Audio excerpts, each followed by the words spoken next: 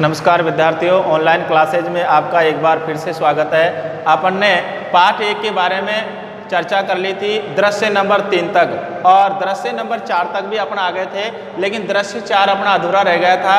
आज हम दृश्य नंबर 4 का शेष और पेज नंबर 7 से शुरू से अपना अध्ययन करने जा रहे हैं। यहाँ पर दृश्य नंबर 4 में लहना सिंह और वजीरा सिंह के वार्तालाप होती है कि वजीरा सिंह को है लहना सिंह उस नकली लेफ्टिनेंट के बारे में बताता है और सूबेदार हजारा सिंह को बुलाने के लिए वजीरा सिंह को भेजता है। ऐसी चर्चाएं इसमें होती रहती है और ये बातें अपन ने अध्ययन कर ली थी। अब आगे देखिए, अब लहना सिंह है नकली लेफ्टिनेंट को होश आ गया। होश आने के बाद नकली लेफ्टिनेंट से कुछ वार्तालाप करता है और कुछ घटनाओं के बारे में लहना सिंह बताता है। एक घटना तो अपने गांव की ही बताता है कि मेरे गांव में एक बार एक मुसलमान आया था और वो मुसलमान औरतों को बच्चे होने के ताबीज़ देता था और बच्चों को दवाइयाँ देता था और जर्मनी वालों की बड़ी प्रशंसा करता था और कहता था कि जर्मनी वाले वेद पढ़ते हैं और वेद पढ़ करके उन्होंने विमान उड़ाने की कला सीख लिए। ऐसी बातें हमारे गांव में आकर के किया करता था। कहता था गौ को नहीं मारते, यानी गाय को नहीं मारते जर्मनी वाले, हिंदुस्तान में आ जाएंगे तो गोहत्या बंद कर देंगे। अपने भारत की बात कह रहा है कि वो जो मुसलमान हमारे गांव में आया था वो कहता था कि अगर मान लीजिए जर्मनी वाले भारत में आ गए तो भारत से गो हत्या पर पूरी तरह से प्रतिबंध लग जाएगा और भारत देश में किसी प्रकार की गो हत्या नहीं होगी। मंडी के बनियों को बहकाता, यानी जगह का नाम वहाँ के आसपास मांझे गांव में कोई मंडी थी, तो मंडी में जो बनिए थे उन बनियों को बहकाता कि डाक खाने से, यानी डाकघर से रुपया निकाल लो। यानी जो मुसलमान आया था वो मुसलमान हमारे जो बनिया थे गांव के, उस गांव के बनियों को बहकाता था और कहता था कि जितने भी पैसे आपने डाकघर में जमा करवा रखे हैं उस डाकघर में जमा हुए किए गए पैसों को आप निकाल लीजिए। क्यों? क्योंकि वो कारण बता रहा है। क्या कह रहा था कि सरकार का राज्य जाने वाला है, अगर सरकार गिर जाएगी, सरकार का राज चला जाएगा तो आपका पैसा भी डूब जाएगा। ऐसी बातें गांव में जाकर के वो बनियों से करता था। डाक बाबू कोलूराम भी डर गया था, जो डाक विभाग में काम करता था, क्योंकि उसका भी डाकघर में पैसा जमा था, तनख्वाह भी वहीं से आती थी। अगर ऐसा हो गया तो क्या अपने साथ भी अन्याय हो जाएगा, अपना पैसा भी डूब जाएगा, नौकरी भी चली जाएगी, रोजी रोटी पर संकट आ जाएगा। तो कोलूराम भी एक बार तो घबरा गया। मैंने मुल्ला जी की दाढ़ी मूंड दी कि मुल्ला जी यानी जो मुसलमान आया था उसकी बड़ी बड़ी दाढ़ी थी, तो मैंने उसकी दाढ़ी बना दी और दाढ़ी बना करके गांव से बाहर निकाल कर कहा था कि जो मेरे गांव में अब पैर रखा तो, यानी कि लहना सिंह कहता है कि उस मुसलमान को ऐसी धमकी दी कि अगर आगे से मेरे गांव में आ गया तो मेरे से कोई बुरा नहीं होगा। साहब की जेब में से इतनी बातें जब कह रहा था, यानी लहना सिंह अपने गांव की घटना लेफ्टिनेंट साहब को सुनाता है। लेफ्टिनेंट साहब को होश आ गया था, तो लेफ्टिनेंट साहब को जब एक घटना सुनाता है तो लेफ्टिनेंट साहब सुनता रहता है, लेकिन लहना सिंह इस जगह ध्यान नहीं देता है कि होश में आने के बाद लेफ्टिनेंट साहब अपने साथ कुछ गलत कर सकते हैं। इतनी देर में क्या हुआ, साहब की जेब में से पिस्तौल चल गया।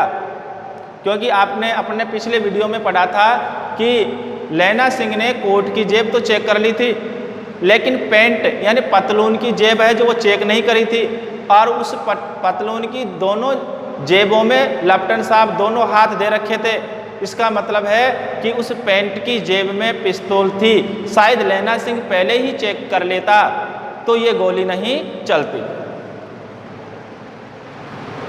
और यह पिस्तौल चला और लहना सिंह के जांग में गोली लगी, तो नकली लेफ्टिनेंट साहब ने गोली चलाई और गोली लहना सिंह के जांग में लगी। इधर लहना के पास भी हेनरी मोर्टिनी, इसके पास भी बंदूक थी, तो इसके भी दो गोली चलाई और साहब की कपाल क्रिया कर दी कि लहना सिंह ने भी 2 गोली चलाई अपने बंदूक से। 2 गोली चलाते ही नकली लेफ्टिनेंट साहब मौत के घाट उतर गए। धड़ाका सुनकर सब दौड़े आए। सब कौन? जो खंदक में अंदर थे। वजीरा सिंह तो सूबेदार को लेने चलाया गया था हजारा सिंह को, तो वहाँ पर जो थे वो बाकी आ गए दौड़ करके। बोधा चिल्लाया क्या है? बोधा थोड़ी तबीयत खराब थी, सर्दी ज़्यादा लगती थी उसको, बोधा को बीमार चल रहा था, अस्वस्थ था वो, तो बोधा भी चिल्लाया यार क्या बात हो गई, धड़ाका किसका हुआ, धमाका किसका हुआ, ये तेज आवाज़ किसकी आई? बोधा चिल्लाया क्या है? लहना सिंह ने उसे ये कहकर सुला दिया कि एक हड़का हुआ कुत्ता आया था हड़का कुत्ता अर्थात काटने वाला कुत्ता जो मानव को काट देता है, तो वो कुत्ता, तो उस कुत्ते की बात है, वो कहता है कि एक हड़का हुआ कुत्ता आया था, उसको मैंने मार दिया। अगर क्योंकि उस कुत्ते को मैंने नहीं मारता तो वो मुझे मार देता। इस पर हम व्यंग्यात्मक भाषा भी ले लेते हैं। हड़का हुआ कुत्ता किसके लिए आया है? लेफ्टिनेंट साहब थे, जो नकली लेफ्टिनेंट साहब थे, जो लेफ्टिनेंट साहब थे, उसके लिए भी हम इसका प्रयोग कर सकते हैं। क्योंकि हड़के हुए कुत्ते को अगर अपन नहीं मारते तो वो हड़का हुआ कुत्ता अपन को मार सकता है। इसीलिए अगर मैं जर्मन भेदिया को नहीं मारता, नकली लेफ्टिनेंट साहब को नहीं मारता, तो वो नकली लेफ्टिनेंट साहब मुझे मार देते। तो हड़का हुआ कुत्ते का प्रयोग शब्द हुआ है, तो हम किसके लिए भी ले सकते हैं? उस जर्मन भेदिया के लिए भी ले सकते हैं। तो एक तरफ से व्यंग्यात्मक भाषा का प्रयोग भी यहाँ पर हुआ है, और बोधा सिंह को ऐसी बात साधारण भाषा में समझाता है कि कोई कुत्ता आया था इसलिए मैंने उसको मार दिया।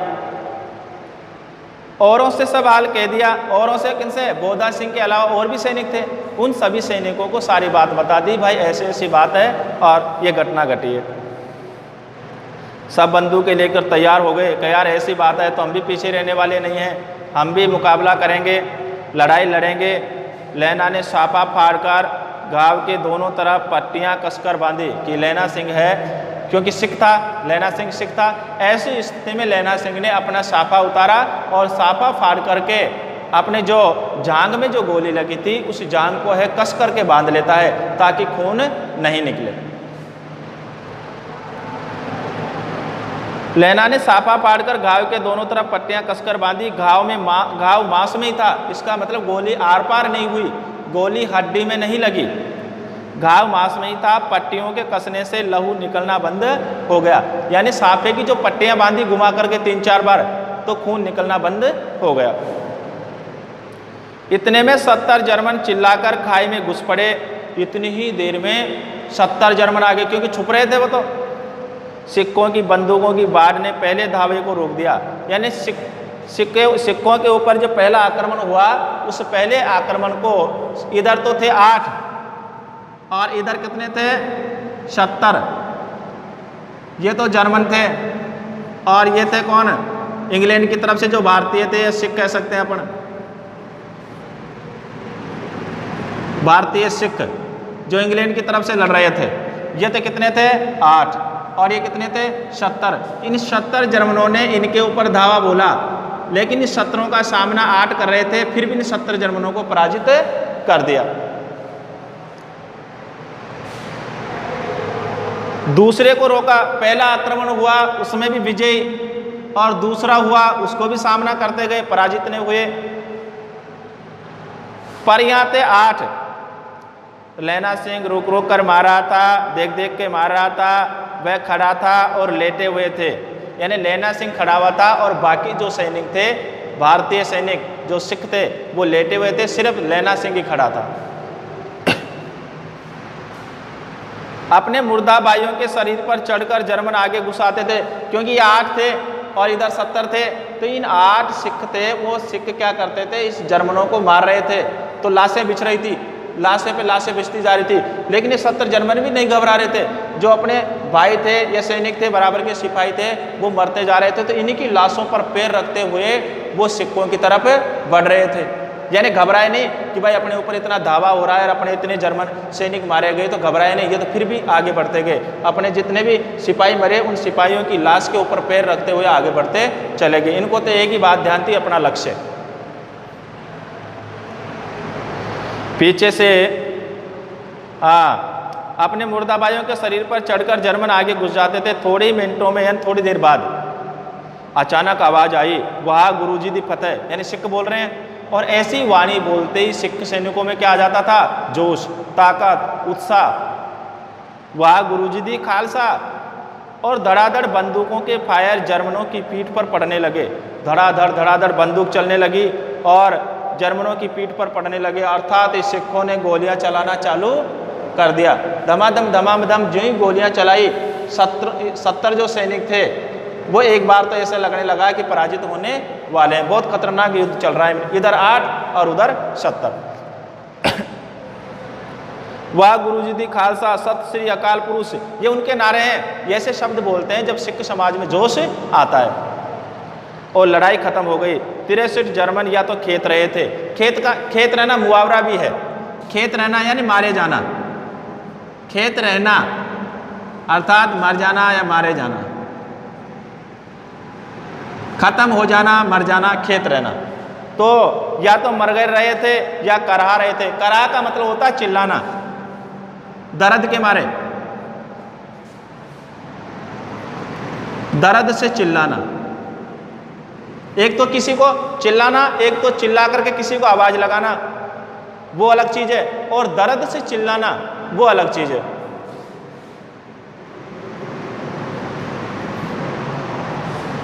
तो करा रहे थे, या तो कुछ तो मारे जा रहे थे, जिनकी गोलियां लग गई वो मर रहे थे, और जिनके कम गोली लगी यानी आर पार नहीं हुई है वो दर्द से चिल्ला रहे थे। सिक्कों में 15 के प्राण चले गए। इधर कितने थे? 63 जर्मन, इधर कितने? 63, यानी 63 या तो मर रहे थे या घायल हो गए थे। इतने की गोली लग चुकी थी। कहने का मतलब ये है अब इनमें से कुछ तो मरने के लिए प्राण तड़पने वाले थे और कुछ घायल हो गए। और इधर कितने मर गए? 15। अब आप यूँ कह सकते हैं सर 8 ही थे, 15 कहाँ से आ गए? क्योंकि सूबेदार हजारा सिंह के साथ जो सेना चली गई थी वो भी तो आ गई, तो इसलिए यहाँ पर कितने मारे गए? 8, 15। सूबेदार के दाहिने कंधे में से गोली आर पार निकल गई। हाँ, एक लाइन अपने बीच में रह गई थी कि अचानक आवाज आई, वाह गुरुजी दी फतेह, वाह गुरुजी दी खालसा, और धड़ाधड़ बंदूकों के फायर जर्मनों की पीठ पर पड़ने लगे। ऐन मौके पर जर्मन 2 चक्की के पाटों में के बीच में आ गए थे। ये लाइन अपनी रह गई थी। अब कैसे आ गए देखो, इधर तो सिख थे, इधर सिख, ये सिख थे 8, और इधर थे 70 जर्मन। अब इन दोनों के बीच में मुकाबला हो रहा है। ये इधर से गोली चला रहे हैं, ये इधर से गोली चला रहे हैं, आपस में गोलियां चल रही है। लेकिन क्या हुआ, इधर से सूबेदार भी आ गया। सूबेदार, अब इधर सूबेदार ने भी गोलियां चलाना चालू कर दिया जर्मनों के ऊपर। इधर से ये 8 बच रहे थे, इन 8 ने चलाना चालू कर दिया। उधर से सूबेदार आ गए, वो सूबेदार के साथ सेना थी, उन्होंने चलाना चालू कर दिया। इसका मतलब है दोनों तरफ से जर्मन सेना फंस चुकी थी बहुत बुरी तरह। पीछे से सूबेदार हजारा सिंह के जवान आग बरसाते थे, गोले बरसा रहे थे। सामने लैना सिंह के साथियों के संगीन चल रहे थे। संगीन एक बंदूक का नाम है। पास आने पर पीछे वालों ने भी संगीन पिरोना शुरू कर दिया। दूर थे ना, दूर, जब तो गोले बरसाए। सूबेदार हजारा सिंह की जो सेना थी दूर थे, जब तक तो दूर से गोले फेंकते रहे, लेकिन पास में आते ही इन्होंने भी संगीन चलाना चालू कर दिया। एक किलकारी और अकाल सिखादी फौज आई, क्योंकि सूबेदार हजारा सिंह के साथ में सेना आ रही है, फौज आ रही है। ऐसी स्थिति में नारा लगा, अकाल सिखादी फौज आई, वाह गुरुजी दी फतेह, वाह गुरुजी दी खालसा, सत्य श्री अकाल पुरुष। ऐसी बातें बोलते सिख सेना में जोश आ गया, उत्साह हो गया, और युद्ध मैदान में मातृभूमि की रक्षा के लिए अपने प्राणों की बलिदान देने के लिए आगे से आगे वो बढ़ते रहे। और लड़ाई खत्म हो गई। 63 जर्मन या तो खेत रहे थे या करा रहे थे, यानी 63 जर्मन, 70 जर्मन थे, उनमें से 63 घायल हो चुके थे, इनमें से कुछ मर भी गए थे। और सिखों में 15 के प्राण चले गए। सूबेदार के दाहिने कंधे में से गोली आर पार निकल गई। सूबेदार कौन? हजारा सिंह। बार बार अपन बात करते थे भाई सूबेदार है, हजारा सिंह है। सूबेदार का नाम है हजारा सिंह। ये सब बातें अपन को याद रखनी है।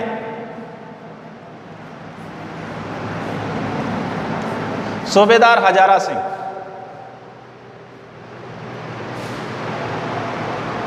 लैना सिंह की पसली में एक गोली लगी। लैना सिंह को पहले भी गोली लगी थी जब पिस्तौल चलाया था, जब जांग में लगी थी। अब कहाँ लगी है? पसली में। उसने गांव को खंदक की गिल्ली मिट्टी से पूर लिया। पूर लेने का मतलब होता है भर लेना। पूर लेना यानी कि भर लेना।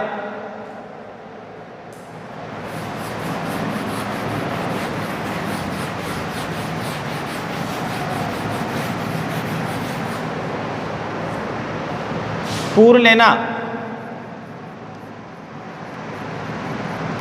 यानी भर लेना। यानी लैना सिंह ने अपने घाव को खंदक की गीली मिट्टी से पूर लिया और बाकी का साफा कसकर कमरबंद की तरह लपेट लिया, पसले पर ऐसे कमरबंद पर। तो क्या हुआ, आधा साफा तो पहले लपेट चुका था जांग पर, और जितना साफा बचा उस साफे को पसले पर लपेट लिया ताकि खून नहीं निकले, और जो घाव लगा उस घाव में थोड़ी मिट्टी भर लिया। आज भी गाँव में कई बार लग जाती है तो थोड़ी मिट्टी उठा करके वहाँ पर लगा देते हैं। किसी को खबर न हुई कि लैना को दूसरा भारी घाव लगा। किसी भी सैनिक को नहीं बताया गया। जो पहला घाव लगा था जांग पर उसके बारे में तो बता दिया गया था, लेकिन ये नहीं बताया गया कि अब की बार जो घाव लगा बहुत ही गहरा घाव है, आर पार ही ऐसे मान लो, और खतरनाक खून निकल रहा है। लड़ाई के समय चांद निकल आया था, ऐसा चांद जिसके प्रकाश से संस्कृत कवियों का दिया हुआ शय नाम सार्थक होता। शय का मतलब होता है कभी नष्ट नहीं होना। उसी प्रकार से अब लैना सिंह भी युद्ध भूमि में लड़ रहे हैं, और लड़ते लड़ते एक गोली लग जाती है, पसलियों में लग जाती है। जिस प्रकार चंद्रमा को शय नाम दिया गया है कि कभी नष्ट नहीं होने वाला, उसी प्रकार लैना सिंह का भी नाम दुनिया में कभी नष्ट नहीं होगा। वो भी सदा के लिए क्या हो जाएंगे, अमर हो जाएंगे। और हवा ऐसी चल रही थी जैसे बाण भट्ट की भाषा में दंत वीणोपदेशाचार्य कहलाते थे। यानी कि हवा ऐसे चल रही थी, बहुत कड़ाके की ठंडी ठंडी हवा चल रही थी, और दांत बज रहे थे। और दांत बज रहे थे तो ऐसा लग रहा था कि जैसे दांतों के द्वारा अपन, दांत बजने के द्वारा अपन कोई उपदेश दे रहे हों। वजीरा सिंह कह रहा था कि कैसे मन भर फ्रांस की भूमि मेरे बूटों से चिपक रही थी। एक बूटे पहले भी आया था, और वह बूटे का मतलब होता था पौधे, और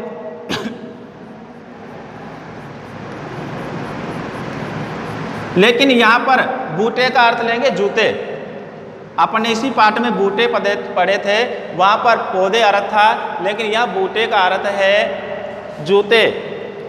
कि वजीरा सिंह कह रहा था कि कैसे मन भर फ्रांस की भूमि मेरे बूटों यानी जूतों से चिपक रही थी। क्यों चिपक रही थी? क्योंकि मिट्टी क्या थी, गीली, इसीलिए जूतों के चिपक रही थी। जब मैं दौड़ा सूबेदार के पीछे गया था, क्योंकि आपको पता होना चाहिए कि लैना सिंह ने वजीरा सिंह को ही सूबेदार हजारा सिंह को वापस लाने के लिए भेजा था।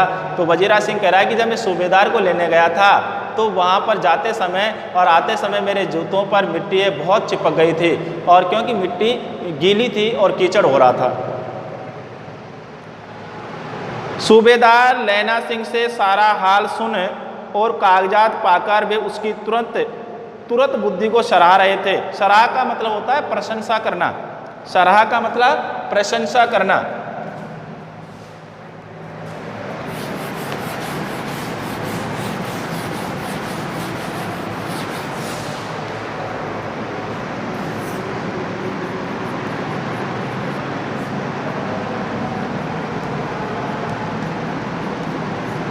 प्रशंसा करना।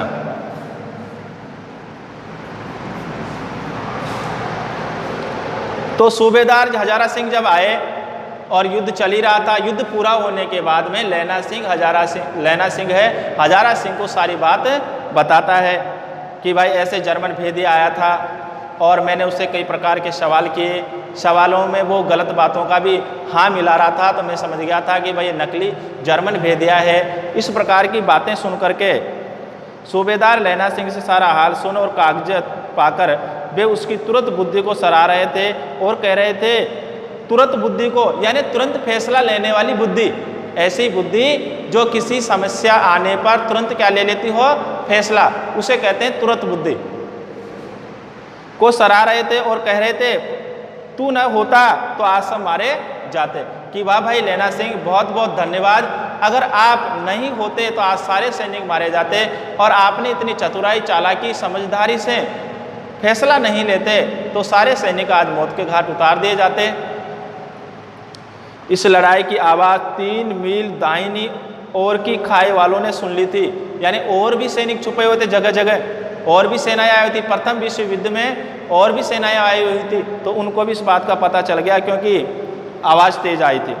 उन्होंने पीछे टेलीफोन कर दिया था, वहाँ से झटपट यानी बहुत ही जल्दी शीघ्र 2 डॉक्टर और 2 बीमार ढोने की गाड़ियां। ढोना यानी ले जाना, ढोने यानी ले जाना।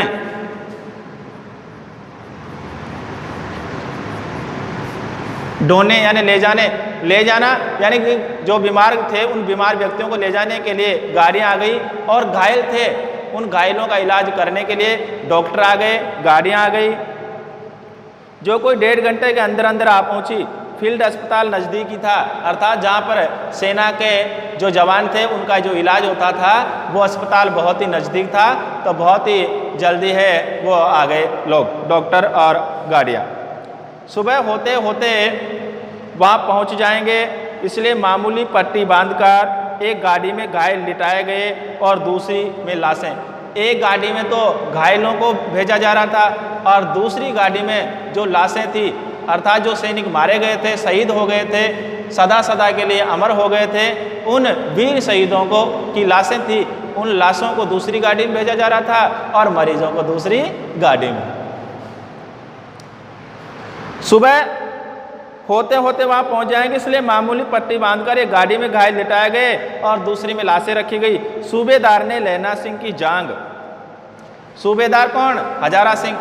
हजारा सिंह ने लैना सिंह की जांग में पट्टी बंधवानी चाहिए, पर उसने ये कहकर टाल दिया कि थोड़ा घाव है, सवेरे देखा जाएगा, कि अभी चिंता करने की कोई बात नहीं। लैना सिंह कहता है चिंता करने की कोई बात नहीं है, और ये तो हल्का सा घाव है, इसको तो अपन ठीक कर लेंगे, सुबह तक अपने आप ठीक हो जाएगा और दर्द भी कम हो जाएगा, तो घबराने वाली जैसी कोई बात नहीं है। तो लैना सिंह कह रहा है कि मेरे घाव थोड़ा सा है, घबराने की कोई बात नहीं है, सुबह तक तो ये घाव ठीक हो जाएगा आराम से। बोधा सिंह ज्वर में बर्रा रहा था, बर्रा यानी चिल्ला रहा था। बर्रा का मतलब होता है चिल्लाना, और चिल्लाना भी कैसा? दर्द से चिल्लाना। वह गाड़ी में लिटाया गया। लैना को छोड़कर सूबेदार जाते नहीं थे। अब लैना सिंह के घाव लगा हुआ था, एक तो जांग में लगा हुआ था और दूसरा लगा हुआ था पसली में। ऐसी स्थिति में सूबेदार भी ये नहीं चाहते थे कि मैं लैना सिंह को छोड़ करके जाऊं। ये देख लैना ने कहा, तुम्हें बोधा की कसम, यानी हजारा सिंह को कसम डला रहा है, सौगंध डला रहा है कि आपको बोधा की कसम, अर्थात आपको अपने पुत्र की कसम, और सूबेदारनी जी की सौगंध, यानी उसकी पत्नी सूबेदारनी। और मैंने आपको पता होना चाहिए, सूबेदारनी का नाम पहले बताया था मैंने। सूबेदारनी का क्या नाम है? होरा। इसकी चर्चा अपन ने प्रथम दृश्य में कर ली थी। सूबेदारनी की पत्नी का नाम है होरा, जो कहाँ के रहने वाली थी? मगरे की, और अमृतसर में अपने मामा जी के आई हुई थी। तो तुम्हें बोधा की कसम, अर्थात आपके पुत्र की कसम, और सूबेदारनी जी की सौगंध, अर्थात आपको अपनी पत्नी होरा जी जो सूबेदारनी है उसकी भी सौगंध, जो इस गाड़ी में नहीं चले जाओ तो अर्थात हजारा सिंह को मजबूर कर देता है, सौगंध डाल करके मजबूर कर देता है कि आपको भी बोधा सिंह के साथ में इसी गाड़ी में जाना होगा, और मेरी चिंता मत करो, मैं बिल्कुल ठीक हूँ। और तुम, यानी कि हजारा सिंह कहता है लैना सिंह से, और तुम? लैना सिंह कहता है मेरे लिए वहाँ पहुंचकर गाड़ी भेज देना, कि जब आप अस्पताल पहुंच जाओ तो मेरे लिए दूसरी गाड़ी भेज देना, और भी तो गाड़ियाँ आएगी भी, तो मैं दूसरे राउंड में आ जाऊँगा, लेकिन पहली गाड़ी से तो आप ही चलो, क्योंकि बोधा सिंह भी ज़्यादा बीमार हो रहा है, उसकी तबीयत ज़्यादा खराब हो रही है, तो आप चलो, मैं जो बाद में आ जाऊँगा। और जर्मन मुर्दों के लिए भी तो गाड़ियाँ, मुर्दे जो लाशें हैं, कि जर्मनी की जो सेना की जो लाशें हैं, उन लाशों को लेने के लिए भी तो और गाड़ियाँ आएगी, इसलिए उसी गाड़ी में मैं भी आ जाऊँगा। मेरा हाल बुरा नहीं है, देखते नहीं मैं खड़ा हूँ, वजीरा सिंह मेरे पास तो है ही, कि आप देखते नहीं हो कि मेरे पास अगर कोई समस्या भी होगी, सूबेदार जी अगर आप चले गए यहाँ से, अस्पताल चले जाओगे बोधा सिंह के साथ में, और आप सोच रहे हो कि लैना सिंह अकेला रहेगा, मैं अकेला हूँ ही नहीं यहाँ पे, क्योंकि मेरे साथ वजीरा सिंह है, तो ऐसी स्थिति में लैना सिंह कहता है कि सूबेदार जी आप गाड़ी में चले जाओ, और मैं लैना सिंह जो वजीरा सिंह है उसके साथ में रहूँगा, वजीरा सिंह मेरी देखभाल कर लेगा, कोई परेशानी होगी तो मेरी दिक्कतों वो दूर कर देगा, और वैसे घाव भी ज़्यादा नहीं है मेरे, ऐसी बातें सूबेदार से कहता है। अच्छा, पर यानी कोई बात कहता है और बीच में रुक जाता है। बोधा गाड़ी पर लेट गया, भला आप भी चढ़ जाओ। लैना सिंह कहता है कि सूबेदार जी आप भी जाओ, चिंता मत करो, मेरी चिंता करने की कोई आवश्यकता नहीं है। सुनिए तो, सूबेदारनी होरा को चिट्ठी लिखो तो मेरा मत्था टेकना लिखना। मत्था टेकना का मतलब प्रणाम कहना। कि अब लैना सिंह कह रहा है कि जब आप अस्पताल पहुंच जाओ और अस्पताल पहुंचने के बाद सूबेदारनी होरा को आप चिट्ठी लिखो तो उस चिट्ठी में मेरा भी जिक्र करना। ये बात लैना सिंह सूबेदार हजारा सिंह से कहता है कि जो आप चिट्ठी लिखो उस चिट्ठी में मेरा भी जिक्र होना चाहिए, और मेरा जिक्र इतना होना चाहिए कि लैना सिंह आपको प्रणाम बोला है। और जब घर जाओ तो कह देना कि मुझसे जो उसने कहा था वह मैंने कर दिया। यानी सूबेदार से कह रहा है लैना सिंह, और कि आप घर जाओ तो घर जाने के बाद सूबेदारनी जी से कहना कि हे सूबेदारनी जी, आपने जो लैना सिंह से कहा था वो लैना सिंह कर दिया है। क्या कहा था लैना सिंह से सूबेदारनी ने? सूबेदारनी ने ऐसा कहा था कि बचपन में आपने मेरी रक्षा करी थी, घोड़ों के नीचे में आ चुकी थी, लेकिन आपने मेरे को बचाया। उसी प्रकार आप हे लैना सिंह जी, आप मेरे पुत्र और पति को भी बचाने की कोशिश करना, इतनी मैं भिक्षा आपसे मांगती हूँ। ऐसी बातें बोली थी उसने। तो वो कहता है कि उसने जो कहा था, अर्थात किसने? होरा ने, अर्थात सूबेदारनी ने जो कहा था, अर्थात कि बचाने की बात कही थी, तो मैं भोदा सिंह को बचा दिया और मैं सूबेदार जी को भी बचा दिया। तो आपने जो कहा था वो मैंने कर दिया। तो ऐसी बातें सूबेदार जी से कहते हैं कि सूबेदार जी आप जब घर पे जाओ तो सूबेदारनी से कहना कि लैना सिंह से जो बातें कही थी आपने उन वचनों का पालन वो कर दिया है। मुझसे जो उसने कहा था वह मैंने कर दिया। गाड़ियाँ चल पड़ी थी लाशों को लेकर के, घायलों को लेकर के। सूबेदार ने चढ़ते चढ़ते लैना का हाथ पकड़कर कहा, तेने मेरे और बोधा के प्राण बचाए हैं, लिखना कैसा, साथ ही घर चलेंगे। सूबेदार कहता है यार चिट्ठी लिखने की कौन सी बात है, अपन साथ साथ ही चलेंगे और साथ ही घर चलेंगे। अपनी सूबेदारनी को तू ही कह देना उसने क्या कहा था, कि आपसे जो बातें कही थी वो बातों का जिक्र आप घर चल करके वहीं पर कर देना, मेरे साथ चलो। लेकिन लैना सिंह जाने से मना कर देता है। अब आप गाड़ी पर चढ़ जाओ, यानी ये बात कह रहा है लैना सिंह, किससे? सूबेदार हजारा सिंह से, कि अब आप गाड़ी पे चढ़ जाओ, मैंने जो कहा वह लिख देना और घर जाओ तो वो बात कह भी देना। गाड़ी के जाते लैना लेट गया और वजीरा पानी पिला दे और मेरा कमर बंद खोल दे, क्योंकि पसली में जो घाव लगा था वहाँ पर साफा बांध रखा है, तर हो रहा है, गीला हो रहा है। तर का मतलब गीला, और गीला किससे? खून से। इसका मतलब फसलियों में घाव गहरा था और वहाँ से खून ज़्यादा निकल रहा है। ऐसी स्थिति में वजीरा सिंह और लैना सिंह के बातें चलती रहती है। दृश्य अपना 4 कंप्लीट हो चुका था और अपन दृश्य नंबर 5 पर अपन विस्तार पूर्वक चर्चा करेंगे अपन। और वजीरा सिंह, लैना सिंह, सूबेदार हजारा सिंह, इनके चर्चा चलती है। और दृश्य नंबर 4 में, दृश्य नंबर 5, मृत्यु के कुछ समय पहले स्मृति बहुत साफ हो जाती है। यानी कि जब आदमी मृत्यु के किनारे पर होता है तो उसकी बचपन की यादें भी उसे बहुत अच्छी तरीके से याद आने लगती है, स्मृति साफ हो जाती है, यानी पुरानी बातें भी उसे अच्छी तरीके से याद आने लगती है जब वो मृत्यु के मुहाने पर होता है, मृत्यु के किनारे पर होता है। जन्म भर की घटनाएं एक एक करके सामने आ जाती है कि जब मरने ही वाला होता है, 1-2 दिन या घंटे 2 घंटे में मरने वाला होता है, तो उसकी सारी की सारी जो बातें हैं बचपन की, जवानी की, वृद्धावस्था की, अपने घर की, परिवार की, समाज की, अपने अड़ोस पड़ोस की सारी बातें, किससे उसका मित्रता का व्यवहार रहा, कौन सा व्यक्ति उससे अच्छा व्यवहार करता था और किसके साथ उसका शत्रुता का व्यवहार रहा, ये सारी बातें हैं उसकी स्मृति में आ जाती है। अपने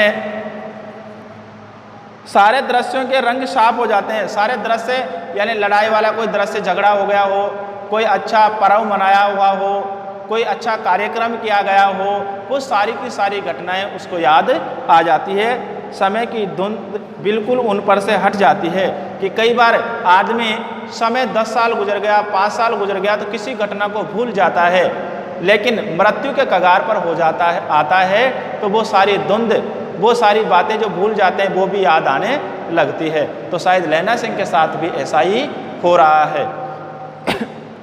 क्या लैना सिंह 12 वर्ष का है, अर्थात उसको बचपन की याद आना चालू हो गई। और बचपन की कौन सी घटना याद आएगी उसको, जब वो अमृतसर के बाजार में दुकान पर एक 8 वर्षीय बालिका से मिलता है और वो खुद 12 साल का था। जब वो खुद दही लेने आता है और बालिका बढ़िया लेने आती है, वो बचपन की घटना उसको अचानक जो ही मरने वाला है, प्राण त्यागने वाला है, उसी समय उसको ये घटना याद आ जाती है। लैना सिंह 12 वर्ष का है, अमृतसर में मामा के यहाँ आया हुआ है। दही वाले के यहाँ, सब्जी वाले के यहाँ हर किसी उसे एक 8 वर्ष की लड़की मिल जाती है। कभी सब्जी वाले की मिल जाती है, कभी कपड़े वाले की मिल जाती है, कभी फल फूल वाले के मिल जाती है, कभी किराने की दुकान पर मिल जाती है। अचानक संयोगवश वो लड़का और वो लड़की दोनों समय समय पर मिलते रहते हैं। जब वह पूछता है तेरी कुड़माई हो गई, यानी लैना सिंह उस होरा नाम की जो बालिका, 8 वर्षीय बालिका, उससे पूछता है कि आपकी कुड़माई हो गई। तब दत्त का मतलब मैंने पिछले वीडियो में बताया था आपको, दत्त का मतलब ना तो हाँ और ना ही ना में जवाब देना। दत्त कहकर वो भाग जाती है। एक दिन उसने वैसे ही पूछा तो उसने कहा हाँ कल हो गई, देखते नहीं ये रेशम से फूलों वाला सालू यानी ओढ़नी कि देख आप। एक दिन फिर पूछता है कि आपकी सगाई हो गई क्या, तो बालिका बोलती है कि हाँ हो गई मेरी तो सगाई, आपको पता नहीं है कल ही हुई है। और मेरे सिर के ऊपर ये रेशमी फूलों वाला सालू यानी ओढ़नी दिखती नहीं है क्या आपको। सुनते ही लैना सिंह को दुख हुआ, क्रोध हुआ। क्यों हुआ कि अब क्रोध इसलिए हुआ क्योंकि जब भी किसी व्यक्ति के निराशा आशा के विपरीत जब कोई जवाब मिलता है तो उस व्यक्ति को क्रोध जरूर आता है। तो इसकी आशा ये थी कि भाई उसकी सगाई नहीं हुई होगी, और सगाई नहीं हुई होगी तो अपन इससे सगाई कर लेंगे, अपना रिश्ता बनाएंगे। लेकिन उसकी आशा के विपरीत निराशाजनक जब जवाब मिला तो लैना सिंह को क्रोध आ गया, गुस्सा आ गया। वजीरा सिंह पानी पिला दे, क्योंकि सूबेदार हजारा सिंह चले गए थे, बोधा सिंह वहाँ से चलाया गया था। इसके 2 घाव लगे हुए हैं, एक तो जांघ में एक फसले में, और वहीं पे युद्ध मैदान के आसपास वहीं पे लेटा हुआ है। गाड़ियाँ लेने आ रही है, दूसरी गाड़ी का इंतजार कर रहे हैं। जब तक उसको एक सौपन से आ रहा है, उसकी एक याद आ रही है, और वजीरा सिंह वहाँ बैठा ही है। वजीरा सिंह से कहता है वजीरा सिंह यार पानी पिला थोड़ा। लैना सिंह 25 वर्ष बीत गए, अर्थात कहने का मतलब जब वो लड़की लैना सिंह से मिली थी उस घटना को लेकर के आज इस युद्ध भूमि में खड़े हैं, उस दिनों को 25 साल बीत गए। 25 साल बाद वो घटना याद आ रही है। अब लैना सिंह नंबर 77 राइफल में जमादार हो गया। यानी ये सेना की जो टुकड़ियां होती है, सेना की टुकड़ियां जिस होती है उनका नाम है। जैसे अपने राजस्थान में भी है हाड़ी रानी, तो बटालियन है अलग, उसी प्रकार से वहाँ पर भी सेना का अलग, सेना की जो टुकड़ी थी उसका अलग नाम था और उसको नाम दे रखा था नंबर 77। राइफल में जमादार हो गया। उस 8 वर्ष की कन्या का ध्यान ही नहीं रहा। 25 साल पहले की घटना थी और आज उसको याद आ रही है। इससे पहले उसको कभी याद ही नहीं आया, बात को भूल गया था, न मालूम वह कभी मिली थी या नहीं। 25 साल तक उसके दिमाग में ये बात याद ही नहीं आई कि मैं बचपन में अमृतसर में जब मामा जी के गया था, मैं उस समय किसी लड़की से मिला था। ये बात उसे याद ही नहीं। और आज युद्ध मैदान में 25 साल बाद में वो बात याद आ रही है। 7 दिन की छुट्टी लेकर जमीन के मुकदमे की पैरवी करने वह अपने घर गया था। जमीन का कोई झगड़ा चल रहा था, मुकदमा चल रहा था, और मुकदमे की पैरवी करने अर्थात जब कोर्ट में अपने पक्ष में दलील देना, पक्ष में अपने विचार रखना, उसे कहते हैं पैरवी करना। कि जब कोई विवाद हो जाता है तो अपने कोर्ट में अपनी तरफ से कोई पक्ष रखना, उसे पैरवी करना।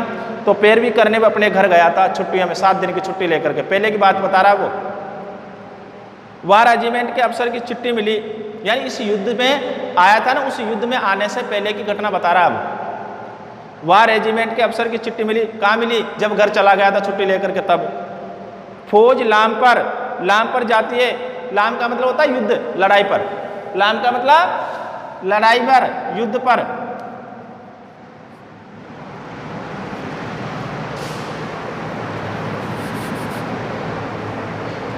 लाम पर जाना,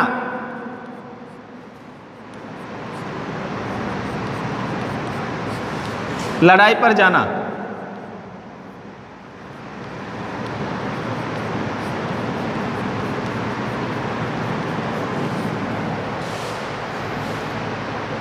चिट्ठी मिली कि फौज लाम पर जाती है, फौरन चले आओ। जब 7 दिन की छुट्टी लेकर के जमीन की पैरवी करने वो गांव आ जाते हैं तो उसी समय सेना के उच्च अधिकारी की चिट्ठी मिलती है कि जल्दी से आ जाओ, युद्ध शुरू होगा और सेना युद्ध में जाएगी, तो आप भी जल्दी आओ। सूबेदार, साथ ही सूबेदार हजारा सिंह की चिट्ठी मिली कि मैं और बोधा सिंह भी लाम पर जाते हैं, लौटते हो हमारे घर होते आना।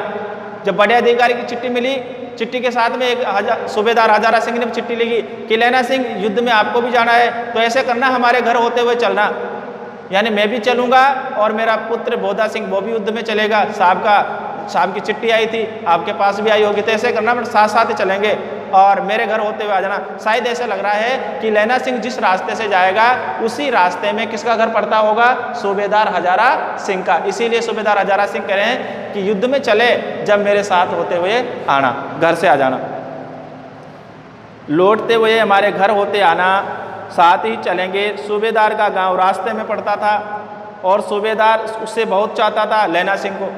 लैना सिंह सूबेदार के यहाँ पहुँच गया, तो जो ही चिट्ठी मिली, चिट्ठी मिलते ही वो सूबेदार के घर पहुँच जाता है, रास्ते में पड़ता ही था वो। जब चलने लगे तब सूबेदार बेड़े में से निकल कर आया, यानी अपने घर में से निकल कर के आया। बोला, लैना सूबेदारनी तुमको जानती है? तो वो सूबेदार कहते हैं कि लैना सिंह तेरे को तो सूबेदारनी जानती है, बुलाती है, जा मिला। लैना सिंह भीतर पहुंचा, सूबेदारनी मुझे जानती है, कब से?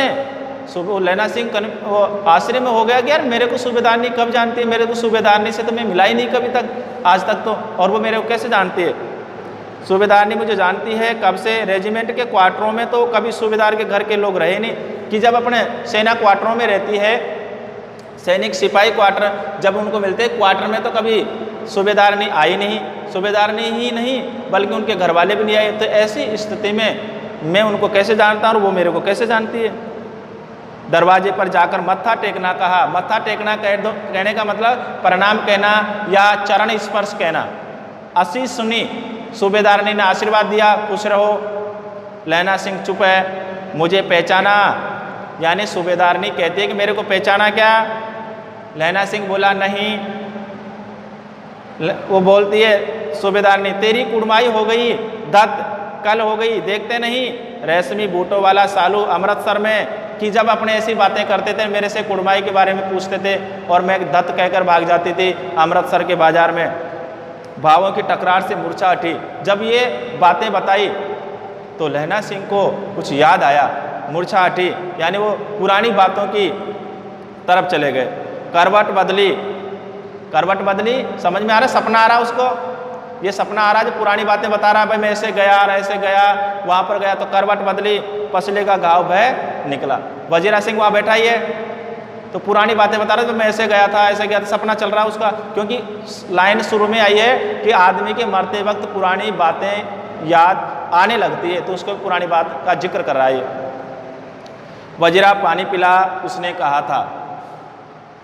सौपन चल ही रहा है। सूबेदारनी कह रही है, मैंने तेरे को आते ही पहचान लिया कि आप मेरे घर पर आए थे, तो मैं तो आपको आते ही पहचान ली थी। एक काम कहती हूँ, मेरे तो भाग फूट गए। सूबेदारनी कहती है, किससे कहती है? लैना सिंह से। लैना सिंह को अभी क्या आ रहा है? सपना। सरकार ने बहादुरी का खिताब दिया है, यानी हमारे को इनाम दिया बहादुरी का, कि आप बहुत ताकतवर हो, बलशाली हो, बलवान हो। लायलपुर में ज़मीन दी है कि हमारी बहादुरी के ऊपर खुश होकर के सरकार ने हमारे को ज़मीन भी दी है। ये बातें लैना सिंह के सूबेदारनी के जब हुई थी, जब युद्ध में आने से पहले लैना सिंह सूबेदार के घर गया था, लेकिन अब युद्ध भूमि में घायल अवस्था में है और वही बात उसे याद आ रही है। लायलपुर में ज़मीन दी है। आज नमक हलाली, यानी नमक हलाली का मतलब होता है कर्तव्य का पालन करना, कि आज नमक हलाली अर्थात कर्तव्य का पालन करने का मौका आया है। पर सरकार ने हम तीमियों का मतलब होता है स्त्रियां, महिलाएं, औरतें। तीमियों की एक गगरिया पलटन, गगरिया पलटन का मतलब सेना, गगरिया का मतलब होता है महिलाएं जो घाघरा पहनती है, उसी को आधार बना करके सूबेदारनी व्यंग्य कर रही है कि हमारे नाम की भी अर्थात गगरिया पलटन ही बना देते। गगरिया पलटन के नाम से एक सेना की टुकड़ी बना देते, जो मैं भी सूबेदार जी के साथ चली जाती। एक बेटा है, फौज में भर्ती हुए उसे 1 ही बरस हुआ है। अर्थात सूबेदारनी लैला सिंह जी को कह रही है कि लैला सिंह मेरे एक बेटा है जिसको 1 साल हो गया सेना में भर्ती हुए। उसके पीछे 4 और हुए, यानी वो मेरे जो बेटा जन्मा था उस बेटे के जन्मने के बाद में 4 पुत्रों ने और जन्म लिया, पर एक भी नहीं जिया, यानी बचा एक भी नहीं है, वो चारों के चारों मर गए। ये बात सूबेदारनी लैला सिंह से कह रही है। कब? जब ये युद्ध चालू नहीं हुआ था, उससे पहले लैला सिंह सूबेदारनी के घर पर गया था और अभी लैला सिंह को सपना आ रहा है। सूबेदारनी को जब अपने पुत्रों की याद आती है तो रोने लगती है। अब दोनों जाते हैं, दोनों कौन? पति और पुत्र। मेरे भाग, तुम्हें याद है एक दिन तांगे वाले का घोड़ा दही वाले की दुकान के पास बिगड़ गया था। बिगड़ने का मतलब होता है संतुलन खो देना। वो घोड़ा इधर उधर भागने लगा होगा। तुमने उस दिन मेरे प्राण बचाए थे, आप घोड़े की लातों में चले गए थे, यानी मेरे को बचाने के चक्कर में हे लैला सिंह जी आप घोड़ों के पैरों के नीचे चले गए थे और मेरे को बचा लिए थे और मुझे उठाकर दुकान के तख्ते पर खड़ा कर दिया था। ऐसे ही इन दोनों को भी बचाना कि लैला सिंह जिस प्रकार आपने मेरे को उस घोड़े से बचाया, उसी प्रकार आज ये दोनों यानी मेरे पति और मेरे पुत्र, मेरे पति कौन? सूबेदार हजारा सिंह और मेरा पुत्र कौन? बोधा सिंह, वो दोनों युद्ध पर जाते हैं। जिस प्रकार आपने मेरी रक्षा करी उसी प्रकार मेरे पति और मेरे पुत्र की भी रक्षा करना। ऐसा वचन ऐसी बातें हैं लैला सिंह से सूबेदारनी कहती है और लैला सिंह भी इन बात का पालन करने के लिए उसको वचन देता है। ये मेरी भिक्षा है, तुम्हारे आगे आंचल पसारती हूँ। रोती रोती सूबेदारनी ओवरी में चली गई। ओवरी का मतलब होता है घर के अंदर का जो हिस्सा है उसमें चले जाना।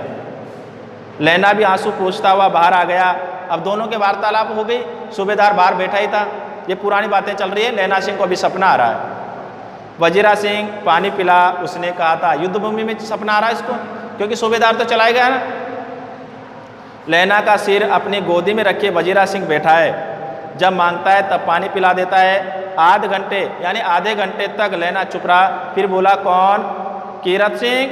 वजीरा ने कुछ समझकर कहा, हाँ भैया। वो पहले बोला था ना, आपको पता था कि मैं कीरत सिंह की गोद में मरूंगा, आम की पेड़ की छाया के नीचे मरूंगा। अपने पिछले वीडियो में देखा था।